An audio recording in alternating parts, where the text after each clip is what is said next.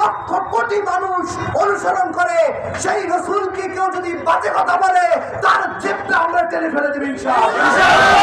আমরা সারা বিশ্বের মুসলমানরা এক হয়ে বলতে চাই, ভারত সরকারকে বলতে চাই, যদি আপনার ধর্মের নেতাদের লাগাম না টানতে পারেন এটা আপনার জন্য অশনি সংকেত।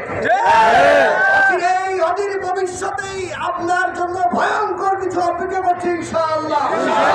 খেয়াল রাখবেন, আল্লাহ ছাড় দেন কিন্তু ছেড়ে দেন না।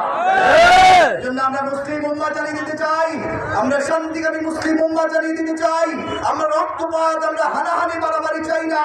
কিন্তু খেয়াল রাখবেন, আমাদের রসুলের প্রতি, আমাদের নবীর প্রতি কেউ যদি হাত তুলে থাকে আমরা ছেড়ে দিব না।